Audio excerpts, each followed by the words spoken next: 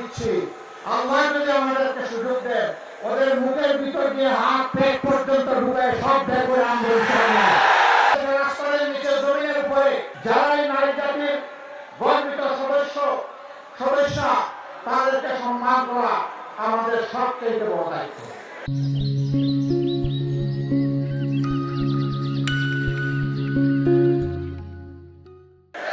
এটাই তো ইনশাআল্লাহ আমরা পালন করবো।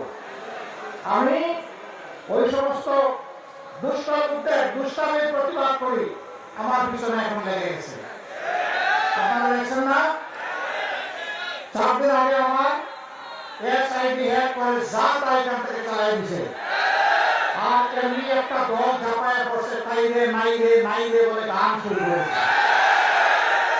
লজ্জা ওদের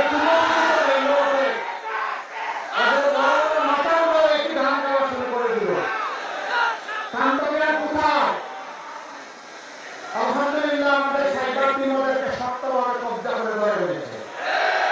আপনারা দেখেছেন ইতিমধ্যে মেইন কান্ট্রি যেটাকে গতকাল পুলিশ গ্রেফতার করেছে। সত্য মেঘের আড়ালে ঢাকা থাকে না, সূর্যকে মেঘ ঢাকা ঢেকে রাখতে পারবে না। সত্য এখন উদ্ভাসিত, জাল হক ও জাহাকাল বাতিল ইন্নাল বাতিলা কানা যাহুকা। সত্য এখন মানুষের দূরগুড়ায় এসে দরজায় এসে বলছে টক টক টক জেগে উঠে।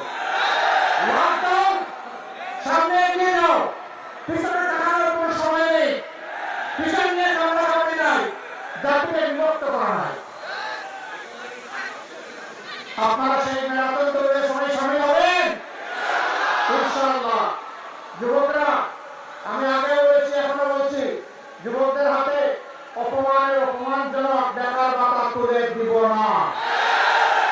সবগুলো হাতকে শিক্ষা প্রশিক্ষণ দিয়ে দেশ করার কারিগরের হাতে ইনশাআল্লাহ আমরা কনভার্ট করবো, পরিণত করবো।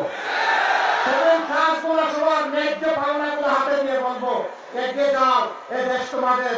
উড়োজাহাজের ককপিটে বসো, আমরা বসবো প্যাসেঞ্জার সিটে ইনশাআল্লাহ। সেই গতিতেই বাংলাদেশ সামনে এগিয়ে যাবে। সেই যুবক, সেই সাহস, সেই উত্তম, সেই শক্তি আমি আজকে কুড়িগ্রামের এই মাঠে দেখতে পাচ্ছি। যুবকরা তৈরি হয়ে যাও, এই বাংলাদেশ তোমাদের হাতে তুলে দিচ্ছি ইনশাআল্লাহ। এই বাংলাদেশের ভাগ তোমরা বহন করতে রাজি আছো?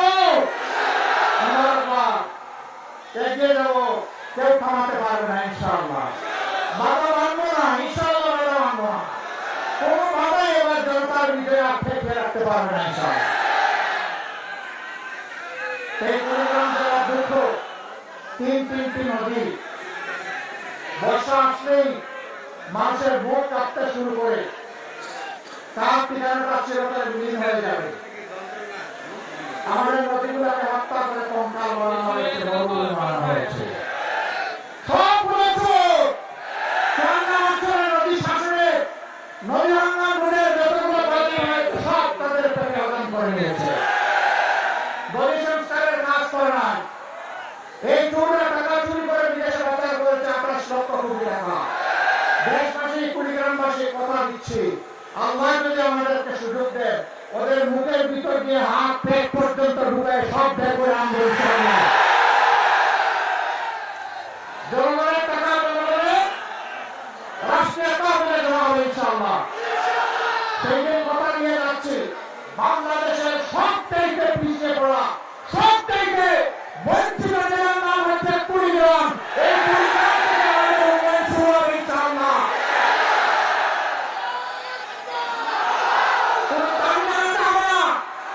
এটি আমাদের নৈতিক কর্তব্য হবে। এরপরে যেখানে এরকম বঞ্চিত, ওখানে যাবো। তারপরে বঞ্চিতদের আর কোনো মিছিল করার প্রয়োজন হবে না। যারা রাষ্ট্রের দায়িত্বে যাবে, রাষ্ট্রের তারা মালিক নয়, এই রাষ্ট্রের তারা চকিদার, চকিদারকে চকিদারের দায়িত্ব পালন করতে হবে।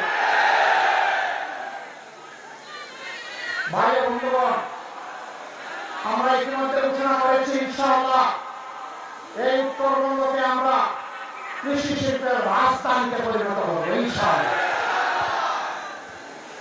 আমাদের যুবকরা কাজ পাবে, যুবতীরা পাবে, মায়েরা পাবে, ভাইয়েরা পাবে। যখন কৃষি বিপ্লব এখানে হবে তখন সবাই কাজ পেয়ে যাবে। বলবেন আমাদেরকে শুধু কৃষক বানায় রাখবেন না, আপনাদের বুক থেকে ঘর থেকে মায়েদের গর্ভ থেকে আগামী প্রধানমন্ত্রী বের হবে ইনশাআল্লাহ। আমরা সেই প্রত্যাশা করি, আল্লাহ দরবারে দোয়া করি যে বঞ্চিত এলাকাকে আল্লাহ যেন মণিমুক্তা দিয়ে ভরে দেয়। কৃষি বিশ্ববিদ্যালয়ে কুড়িয়ে দুইটা ডিপার্টমেন্ট তাও বাড়বে। এটি এই এলাকার মানুষের প্রতি উপহাস। কেন হবে? ইনশাআল্লাহ আমরা শিক্ষায় গুরুত্ব দেব। সত্যিকারের শিক্ষাটা প্রত্যেকটি আদম সন্তানকে আমরা পৌঁছে দেবো ইনশাআল্লাহ। গরিবের ছেলে তাই সে করতে পারবে না, ওই দিন শেষ। এই গরিবের ছেলের ভিতর থেকেই বের হয়ে আসবে আগামী দিনের নেতৃত্ব ইনশাআল্লাহ। ওই মেধাগুলোকে বিকশিত করা রাষ্ট্র এবং সরকারের দায়িত্ব। আমরা আল্লাহর উপর ভরসা করে ঘোষণা দিয়ে যাচ্ছি, আপনারা দোয়া করেন যে কথাগুলো বললাম সেই কথাগুলো যেন বাস্তবায়ন করার তৌফিক এবং আল্লাহ তাআলার সাহায্য আমাদেরকে কবুল করে। আমরা যেন অতীতের মতো যারা দুটাইয়ে মানুষের ভোট তুলে নিয়ে মানুষের সাথে উপবাস করেছে, আমরা যেন সেই রকম নিমক হারাম বিশ্বাসঘাতক না হই। আমাদের জন্য দোয়া করবেন আপনারা। দোয়া করবেন তো সবাই? আজকের দোয়া ভালো করে দোয়া, ইনশাআল্লাহ ভালো করে দোয়া। আমাদের এই কথাগুলো ঘরে ঘরে জনে জনে ইনশাআল্লাহ পৌঁছে দেবেন, সালাম পৌঁছাবেন। এখানকার চারটা আসনের একজন প্রার্থীকে এখন আমি আপনাদের সামনে পরিচয় করে দিচ্ছি, কিন্তু এর আগে প্রথম ভোটটা হবে গণভোট।